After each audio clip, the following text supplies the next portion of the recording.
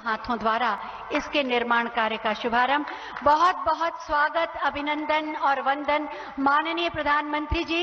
एक बार आप सब अपना उपस्थिति का एहसास कराएं। भारत माता की। बहुत बहुत स्वागत, अभिनंदन माननीय प्रधानमंत्री जी।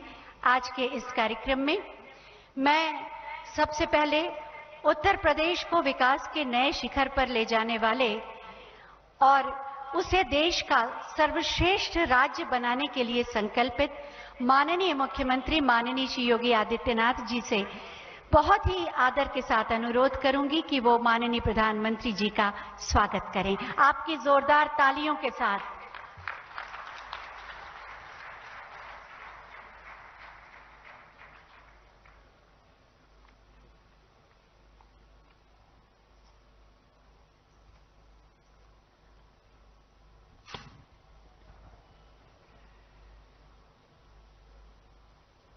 आगरा मेट्रो रेल परियोजना के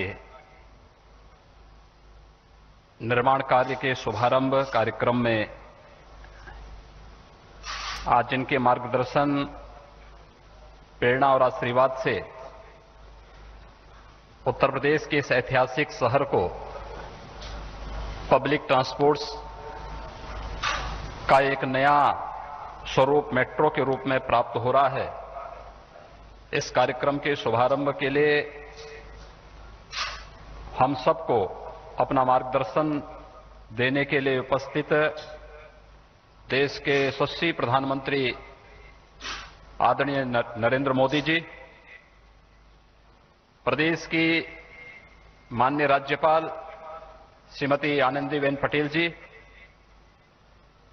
भारत सरकार के आवास, शहरी विकास नागरिक उड्डयन के मंत्री माननीय श्री हरदीप सिंह पुरी जी, आज के इस समारोह में उपस्थित उत्तर प्रदेश शासन के मेरे सहयोगी मंत्रीगण चौधरी उदयभान सिंह जी, डॉक्टर जीएस धर्मेश जी, माननीय सांसद प्रोफेसर एसपी सिंह बघेल जी, माननीय श्री राजकुमार चाहर जी, माननीय श्री हरिद्वार दुबे जी, महापौर आगरा श्री नवीन जैन जी, माननीय विधायकगण श्री योगेंद्र उपाध्याय जी, श्री पुरुषोत्तम खंडेलवाल जी, श्री राम प्रताप सिंह जी, श्रीमती हेमलता दिवाकर जी, श्री महेश गोयल जी, श्री जितेंद्र वर्मा जी, रानी पक्षसालिका सिंह जी, सचिव आवासन और शहरी कार्य मंत्रालय भारत सरकार श्री डीएस मिश्रा जी, प्रमुख सचिव आवास और शहरी नियोजन उत्तर प्रदेश शासन श्री दीपक कुमार जी और उपस्थित मेट्रो कार्य योजना के शुभारंभ के समारोह में उपस्थित आगरा के सभी उपस्थित नागरिक बंधुओं, भाइयों, बहनों, मैं आप सब की ओर से देश के यशस्वी प्रधानमंत्री आदरणीय मोदी जी का आज के इस कार्यक्रम में हृदय से स्वागत करता हूं, अभिनंदन करता हूं। आगरा वासियों के लिए आज का दिन अत्यंत महत्वपूर्ण है,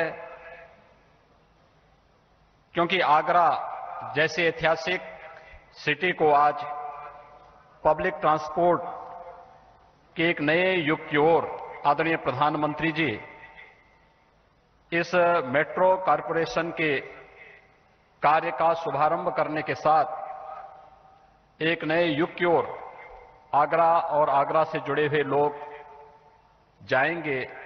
इस दृष्टि से, क्योंकि आगरा में न केवल वर्तमान में 26 लाख की आबादी यहां पे निवास करती है, अपितु प्रतिवर्ष लाखों की संख्या में देशी विदेशी पर्यटक भी इस आगरा सिटी में आकर के पर्यटन की सुविधाओं का लाभ लेते हैं।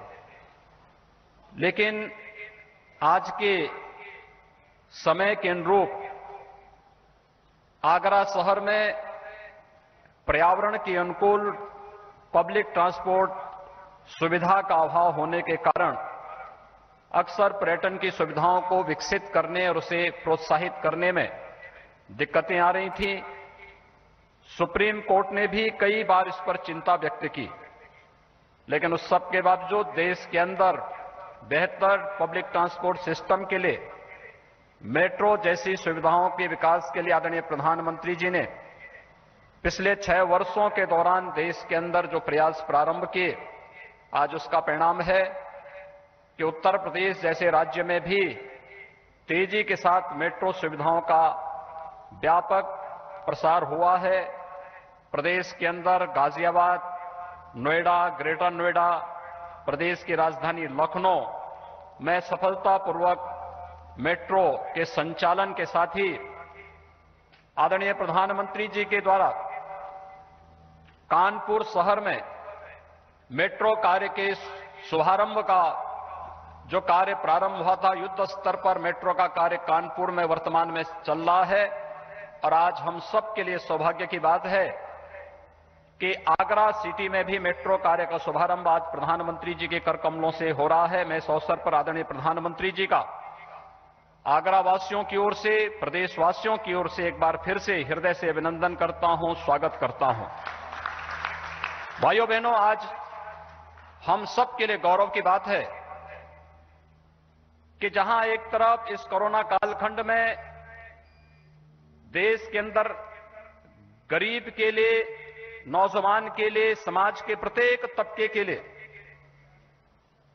शासन की योजनाओं का, कल्याणकारी योजनाओं का लाभ प्रदान करने के लिए आदरणीय प्रधानमंत्री जी के नेतृत्व में अभूतपूर्व कार्य हुआ, वहीं साथ ही साथ आत्मनिर्भर भारत को तेजी के साथ आगे बढ़ाने, इंफ्रास्ट्रक्चर के डेवलपमेंट के लिए जो प्रयास प्रारंभ हुए हैं वह अभूतपूर्व हैं ही।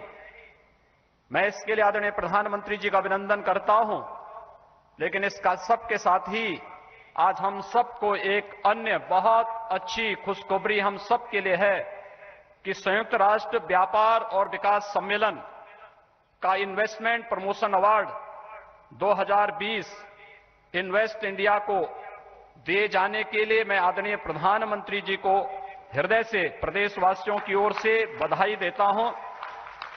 नए भारत को दुनिया के शीर्ष निवेश स्थलों में से एक के रूप में प्रचारित करने में आदरणीय प्रधानमंत्री जी की दृष्टि और मार्गदर्शन के लिए हम सब उनके कृतज्ञ हैं। यह प्रतिष्ठित सम्मान भारत में व्यापार के अनुकूल वातावरण की स्थापना के प्रति वैश्विक मान्यता को भी एक उच्च मानदंड प्रदान करता है। इन्वेस्ट इंडिया प्रदेश में निवेश प्रोत्साहन एजेंसी के तौर पर गठित इन्वेस्ट यूपी के मूल्यवान भागीदार रही है। मैं देश में ईज ऑफ डूइंग बिजनेस के लिए किए गए साधारण प्रयासों के लिए आदरणीय प्रधानमंत्री श्री नरेंद्र मोदी जी का आभार व्यक्त करता हूं। उत्तर प्रदेश में अधिकाधिक निवेश लाने के लिए इन्वेस्ट यूपी, इन्वेस्ट इंडिया के साथ मिलकर कार्य करने के लिए सदैव तत्पर रहेगी। इस विश्वास के साथ एक बार मैं फिर से आदरणीय प्रधानमंत्री जी का आज के इस अवसर पर हृदय से स्वागत करता हूं, अभिनंदन करता हूं। आप सभी आगरा वासियों को मेट्रो कार्य के शुभारंभ के इस अवसर पर हृदय से बधाई भी देता हूं, शुभकामनाएं देता हूं। धन्यवाद। जय हिंद। बहुत बहुत धन्यवाद माननीय। आपने बिल्कुल सच कहा कि आज से आगरा के विकास के एक नए युग का प्रारंभ हो रहा है। आगरा मेट्रो रेल परियोजना क्या है, इससे क्या क्या लाभ होंगे, कैसी होगी ये, इसी के बारे में जानकारी देती हुई एक छोटी सी फिल्म बनाई गई है। आइए देखते हैं ये फिल्म।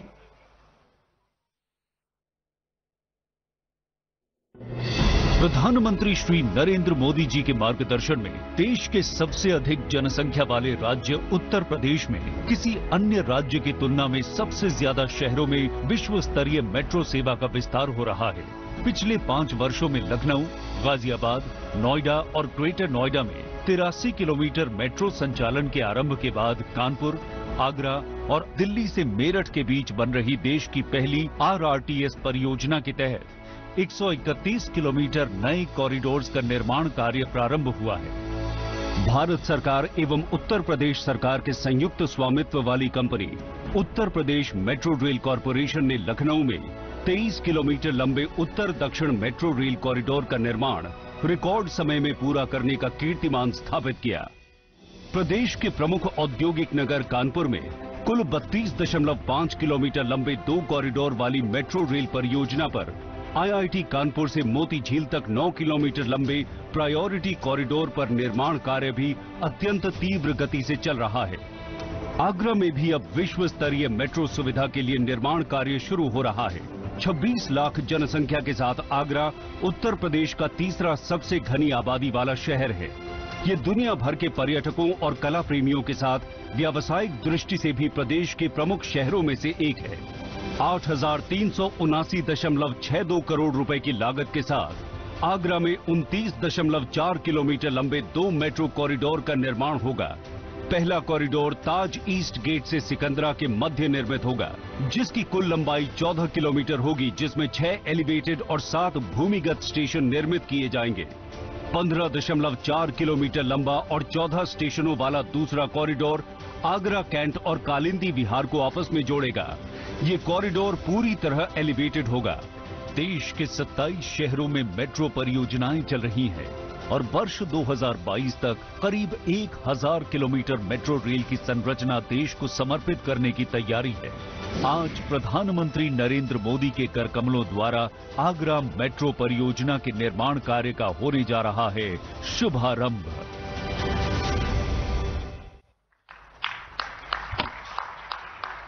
आपने इस फिल्म के माध्यम से देखा कि कैसी होगी ये परियोजना और आने वाले समय में आपको क्या क्या लाभ मिलेंगे। सबकी सुरक्षा, सबकी समृद्धि, सबका विकास, ये माननीय प्रधानमंत्री जी की प्राथमिकताओं में से एक है और उसी का प्रतिफल है आगरा मेट्रो रेल परियोजना, जिसके निर्माण कार्य का आज शुभारंभ होने जा रहा है। मैं बहुत ही आदर के साथ माननीय प्रधानमंत्री जी से अनुरोध करूंगी कि वो बटन दबाकर शिलापट का अनावरण करें।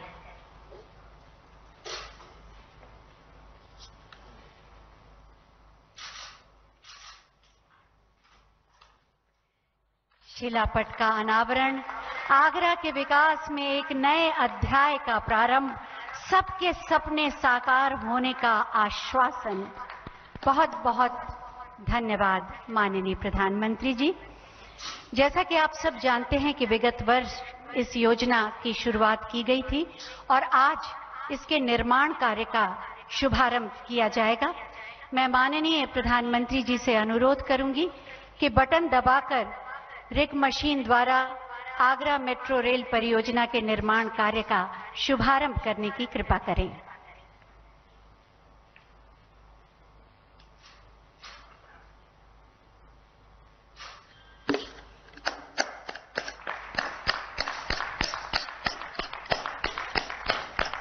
माननीय प्रधानमंत्री जी ने बटन दबाया और रिग मशीन ने इसका निर्माण कार्य प्रारंभ कर दिया। बहुत बहुत धन्यवाद माननीय प्रधानमंत्री जी। प्रकल्प और विकल्प से देश का कायाकल्प करने वाले आत्मनिर्भर भारत के रूप में एक नए राष्ट्र का निर्माण करने वाले माननीय प्रधानमंत्री जी से अब हम बहुत ही आदर के साथ अनुरोध करेंगे कि अपने आशीर्वचनों से हमारा मार्गदर्शन करें। आप सबकी जोरदार तालियों के साथ मेरे साथ बोलिए, भारत माता की। नमस्कार। उत्तर प्रदेश के राज्यपाल श्रीमती आनंदीबेन पटेल जी, केंद्रीय मंत्रिमंडल में मेरे साथी श्री हरदीप सिंह पुरी जी, उत्तर प्रदेश के लोकप्रिय मुख्यमंत्री श्रीमान योगी आदित्यनाथ जी, यूपी सरकार में मंत्री चौधरी उदयभान सिंह जी, डॉक्टर DS धर्मेश जी, संसद में मेरे साथी प्रोफेसर SP सिंह बघेल जी, श्री राजकुमार चाहर जी, श्री हरिद्वार दुबे जी, अन्य जनप्रतिनिधिगण और आगरा के मेरे प्यारे भाई और बहनों, आप सभी को मेट्रो का काम शुरू होने पर बहुत बहुत बधाई। आगरा के पास बहुत पुरातन पहचान तो हमेशा रही है। अब इसमें आधुनिकता का नया आयाम जुड़ रहा है। सैकड़ों वर्षों का इतिहास संजोए ये शहर अब 21वीं सदी के साथ कदम ताल मिलाने के लिए तैयार हो रहा है। भाइयों और बहनों, आगरा में स्मार्ट सुविधाएं विकसित करने के लिए पहले ही लगभग 1000 करोड़ रुपए के प्रोजेक्ट्स पर काम चल रहा है। पिछले साल जिस कमांड एंड कंट्रोल सेंटर का शिलान्यास करने का मुझे सौभाग्य मिला था, वो भी बनकर तैयार है। मुझे बताया गया है कि कोरोना के समय में ये सेंटर बहुत उपयोगी सिद्ध हुआ। अब 8000 करोड़ रुपए से अधिक का ये मेट्रो प्रोजेक्ट आगरा में स्मार्ट सुविधाओं के निर्माण से जुड़े मिशन को और मजबूत करेगा। साथियों, बीते 6 सालों में यूपी के साथ ही पूरे देश में जिस स्पीड और स्केल पर मेट्रो नेटवर्क पर काम हुआ, वो इस सरकार की पहचान और प्रतिबद्धता दोनों को दर्शाता है। 2014 तक देश में लगभग 225 किलोमीटर मेट्रो लाइन ऑपरेशनल हुई थी। साल 2014 के बाद के 6 वर्षों में देश में 450 किलोमीटर से ज्यादा मेट्रो लाइन देश भर में ऑपरेशनल है और लगभग 1000 किलोमीटर मेट्रो लाइन पर तेज गति से काम भी चल रहा है। आज देश के 27 शहरों में मेट्रो का काम या तो पूरा हो चुका है या फिर काम अलग अलग चरणों में है। यूपी की ही बात करें तो आगरा मेट्रो सुविधा से जुड़ने वाला ये यूपी का 7वां शहर है। और इनके बीच एक और बात बहुत विशेष है। देश में सिर्फ मेट्रो रेल नेटवर्क ही नहीं बन रहे हैं, बल्कि आज मेट्रो कोच भी मेक इन इंडिया के तहत भारत में ही बन रहे हैं। यही नहीं, जो सिग्नल सिस्टम है उसका भी पूरी तरह से भारत में ही निर्माण हो, इस पर भी काम चल रहा है। यानी अब मेट्रो नेटवर्क के मामले में भी भारत आत्मनिर्भर हो रहा है। भाइयों और बहनों, आज के नए भारत के सपने उतने ही बड़े हैं, उतने ही विराट हैं, लेकिन सिर्फ सपने देखने से काम नहीं चलता, सपनों को साहस के साथ पूरा भी करना पड़ता है। जब आप साहस के साथ, समर्पण के साथ आगे बढ़ते हैं तो कोई भी बाधा आपको रोक नहीं सकती। भारत का सामान्य युवा, भारत के छोटे शहर आज यही साहस दिखा रहे हैं, यही समर्पण दिखा रहे हैं। 20वीं सदी में जो भूमिका देश के मेट्रो शहरों ने निभाई, उसी भूमिका को विस्तार देने का काम अब हमारे आगरा जैसे छोटे शहर कर रहे हैं। छोटे शहरों को आत्मनिर्भर भारत की धुरी बनाने के लिए ही अनेक विकास पर बहुत ज्यादा जोर दिया जा रहा है। पश्चिमी उत्तर प्रदेश के इन शहरों में तो हर वो चीज है जो आत्मनिर्भरता के लिए हमें चाहिए। यहां की भूमि, यहां के किसानों में अपार सामर्थ्य है। पशुधन के मामले में भी ये क्षेत्र देश में अग्रणी है।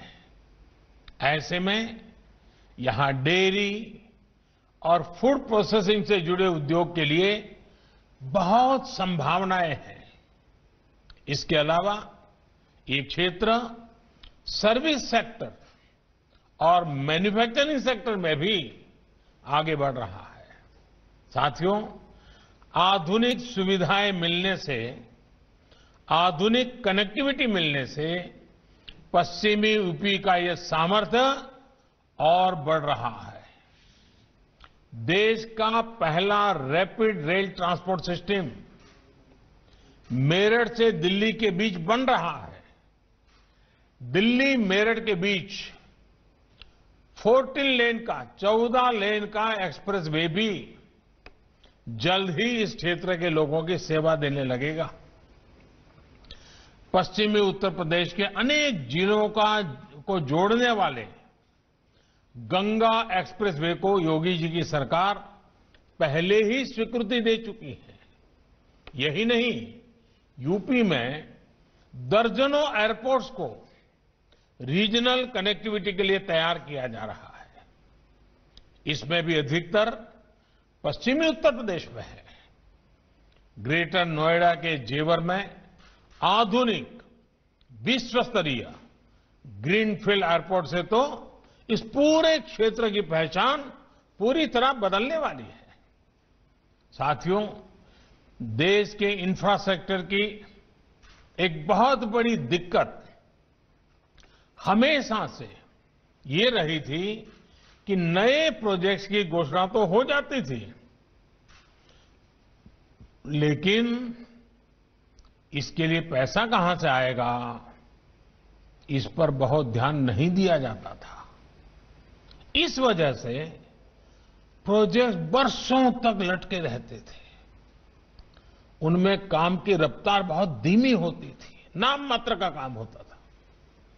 हमारी सरकार ने नई परियोजना की शुरुआत करने के साथ ही उसके लिए आवश्यक धनराशि के इंतजाम पर भी उतना ही ध्यान दिया है।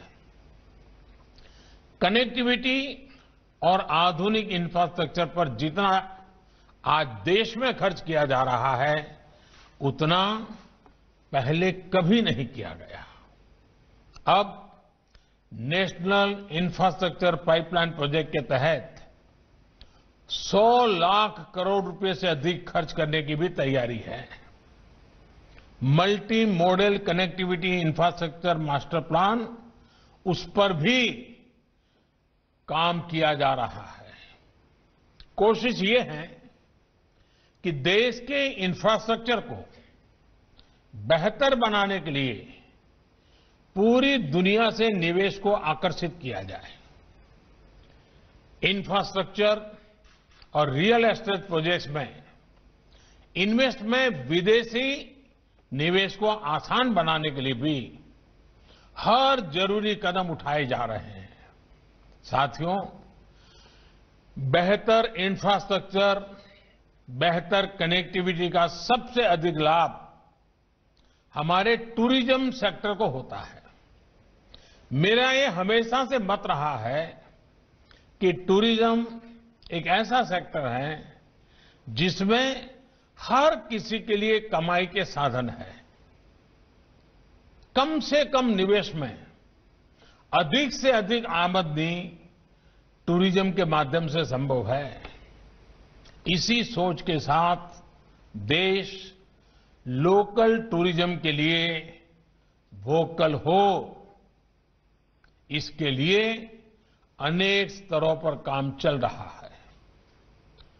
ताजमहल जैसी धरोहरों के आसपास आधुनिक सुविधाएं विकसित करने के साथ ही टूरिस्टों के लिए ईज ऑफ ट्रैवलिंग भी बढ़ाई जा रही है।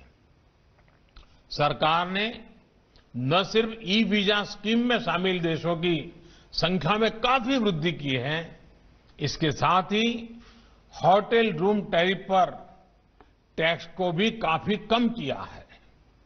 स्वदेश दर्शन और प्रसाद जैसी योजनाओं के माध्यम से भी टूरिस्टों को आकर्षित करने के प्रयास किए जा रहे हैं।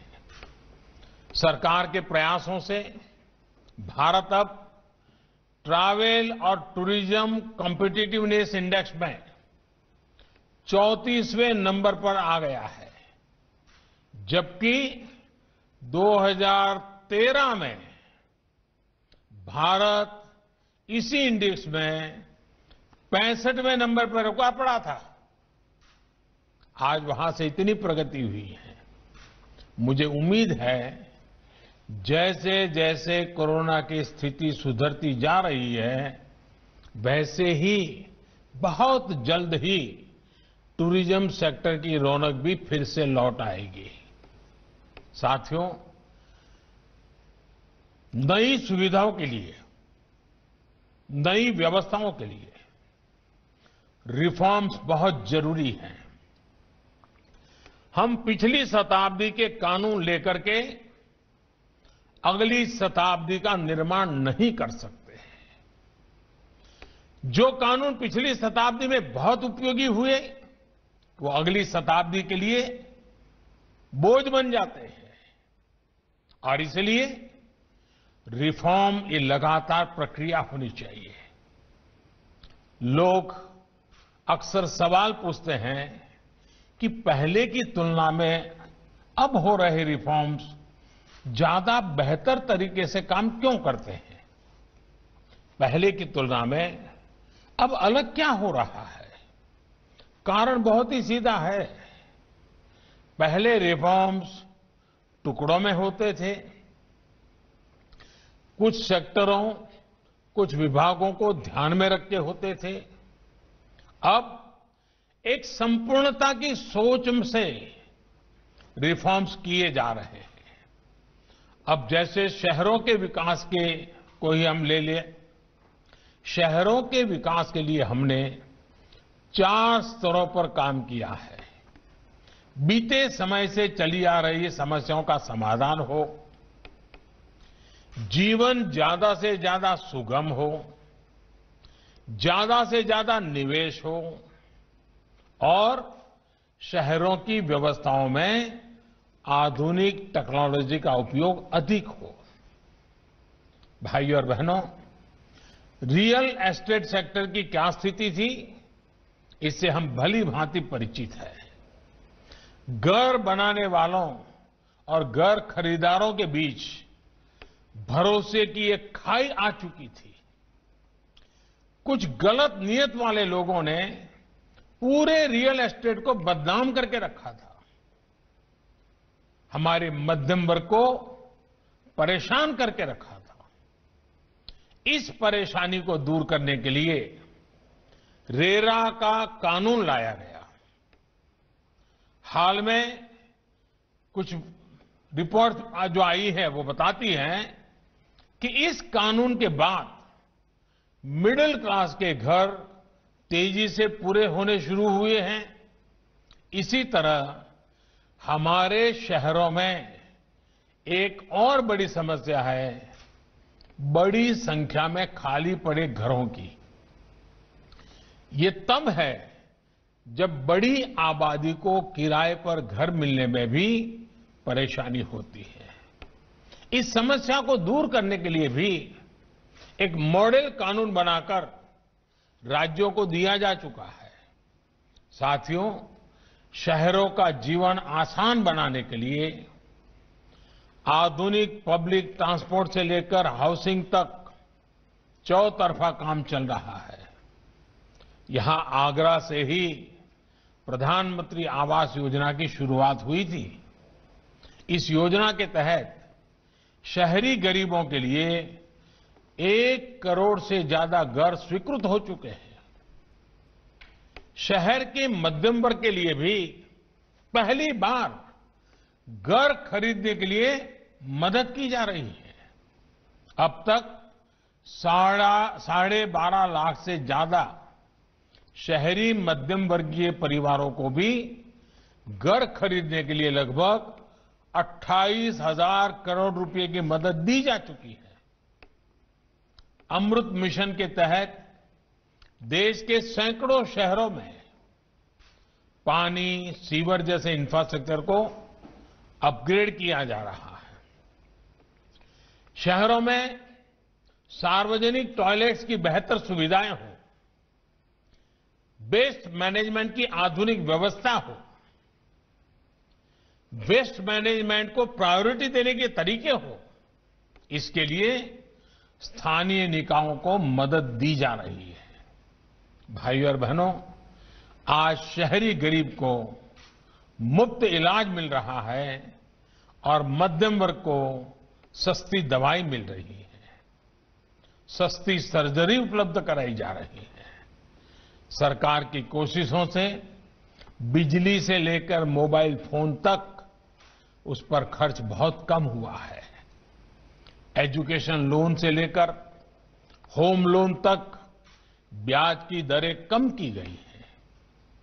ये भी पहली बार हुआ है जब रेहड़ी, ठेले, फेरी वाले छोटे उद्यमों को बैंकों से सस्ता ऋण उपलब्ध कराया गया है। यही तो सबका साथ, सबका विकास, सबका विश्वास है। भाइयों और बहनों, ये जो रिफॉर्म्स बीते कुछ समय से किए जा रहे हैं, उनसे देश में नया आत्मविश्वास आया है। विशेष तौर पर देश की बहनों, बेटियों तक जिस प्रकार सरकारी लाभ पहुंचा है, वो सचमुच में अगर बारीकियों में जाएंगे तो आपको भी संतोष देगा। पहले की तुलना में आपके अंदर भी एक नया विश्वास बढ़ेगा। हर रोज दूर सुदूर से अनेक चिट्ठियां मुझे मिल रही है। मीडिया के माध्यम से बहनों, बेटियों की भावनाएं मुझ तक पहुंच रही है। माताओं, बहनों के इसी आशीर्वाद से मैं वाकई भाव विभोर हूं। देश की बहनों, बेटियों, देश के युवाओं, देश के किसानों, देश के श्रमिकों, कर्मचारियों, व्यापारियों का विश्वास बीते हर चुनाव में दिख रहा है। यूपी सहित देश के कोने कोने में चुनाव के नतीजों में ये विश्वास झलक रहा है। 2-3 दिन पहले तेलंगाना में, हैदराबाद में गरीब और मध्यम वर्ग ने सरकार के प्रयासों को अभूतपूर्व आशीर्वाद दिया है। आपका साथ और आपका समर्थन ही मेरी प्रेरणा शक्ति है। देशवासियों की छोटी से छोटी खुशी मुझे नए नए काम करने की हिम्मत देते हैं, नए इनिशिएटिव लेने की ताकत देते हैं, ताकि मैं आपकी भलाई के लिए और ज्यादा कर सकूं। आत्मनिर्भरता का ये आत्मविश्वास यूं ही निरंतर मजबूत होता रहे, विकास के कार्य ऐसे ही बढ़ते चलें, इसी कामना के साथ आपको मेट्रो प्रोजेक्ट की फिर से बहुत बधाई। लेकिन एक बात मैं जरूर याद कराऊंगा, कोरोना के टीका का इंतजार है। और पिछले दिनों में जब वैज्ञानिकों से मिला तो अब कोई ज्यादा देर होगी ऐसा नहीं लगता है। लेकिन संक्रमण के बचाव को लेकर हमारी सावधानी में कोई कमी नहीं आनी चाहिए। मास्क, 2 गज की दूरी, ये बहुत जरूरी है। आप इसका ध्यान रखेंगे, इसी विश्वास के साथ आप सबका बहुत बहुत आभार, धन्यवाद। बहुत बहुत धन्यवाद माननीय प्रधानमंत्री जी। आपकी प्रेरणादायी वाणी हमेशा ही हमारे अंदर साहस और बल का संचार करती है और साथ ही सपनों को सच करने की प्रेरणा भी देती है। आपका बहुत बहुत धन्यवाद, आभार। Well, Prime Minister Narendra Modi there inaugurating work on the Agra Metro Rail project. He spoke about how India is fast becoming Atmanirbhar in terms of metro connectivity. He stressed on tourism as a great source of income and how his government has facilitated ease of travelling for tourists, provided e-visas, and how the public transport experience can be improved for tourists so that its value can be maximized. He spoke about Sabka Saath, Sabka Vikas and about reforms in every sector in terms of scholarships for students, scholarships and lowering of interest rates, for example, building affordable houses and so on for every section of society, increasing the confidence of the most vulnerable and weakest sections. बिल्कुल, प्रधानमंत्री ने बिल्कुल तमाम योजनाओं का खाका पेश किया, बताया कि किस तरह से सिर्फ उत्तर प्रदेश में ही नहीं बल्कि पूरे देश में जो शहरी यातायात का सिस्टम है, किस तरह से उसमें बेहतरी के प्रयास किए जा रहे हैं, किस तरह से नई नई योजनाएं लेकर आई जा रही हैं, किस तरह से पूरे देश भर में 450 किलोमीटर मेट्रो परियोजनाओं की शुरुआत हो चुकी है।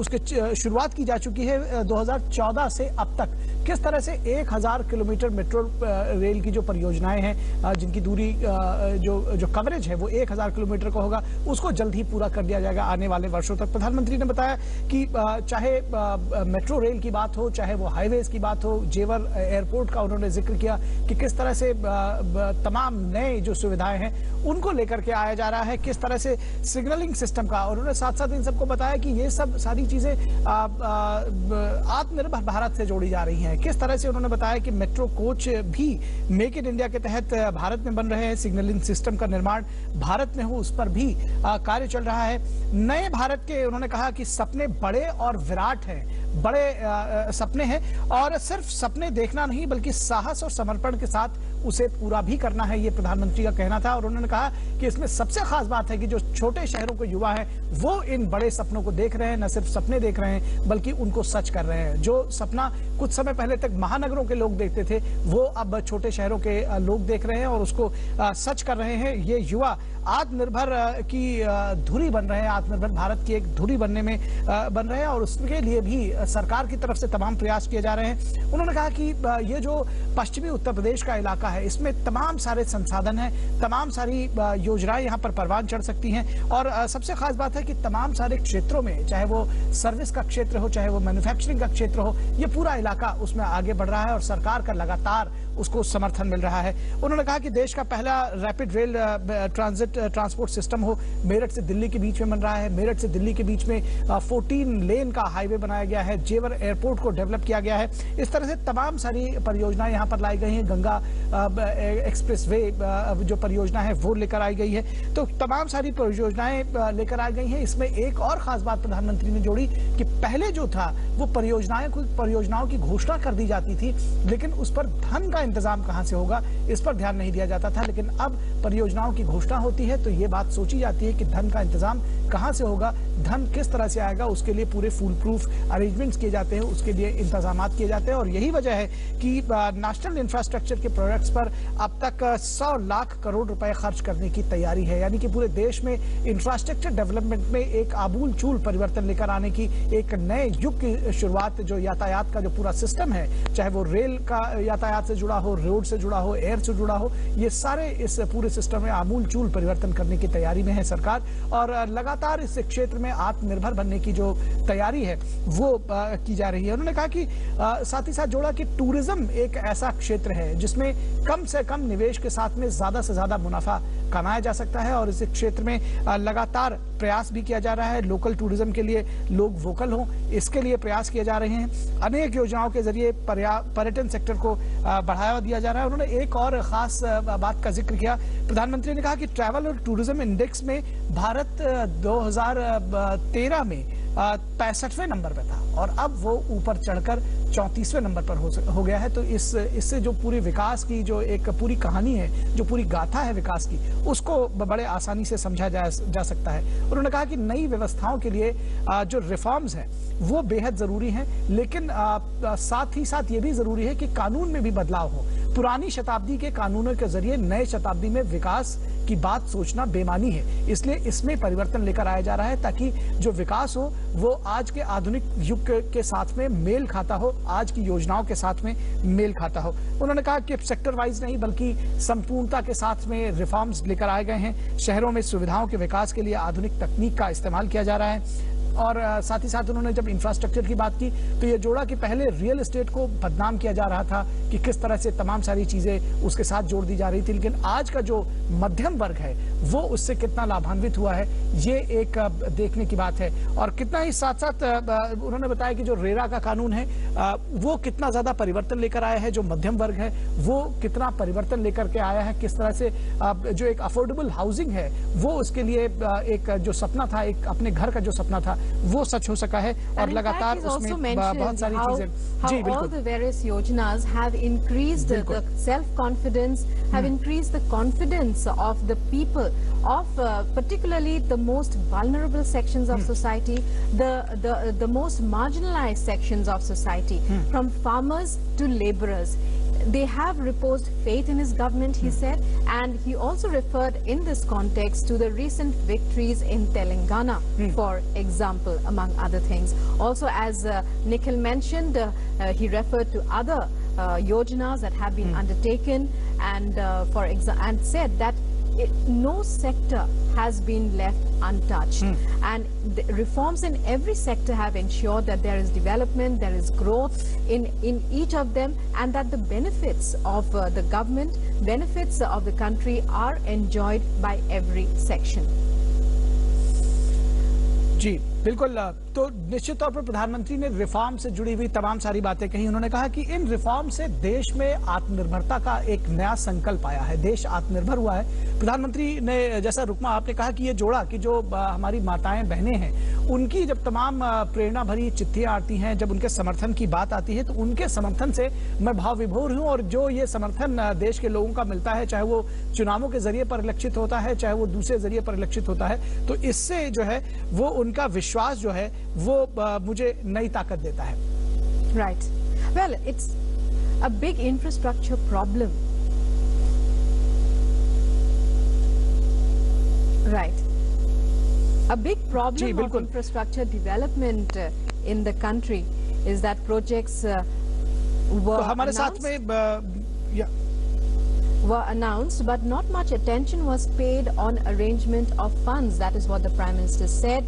Hence, projects kept dragging on for years. He gave the example of various projects that his government has undertaken, that his government has been able to complete in record time.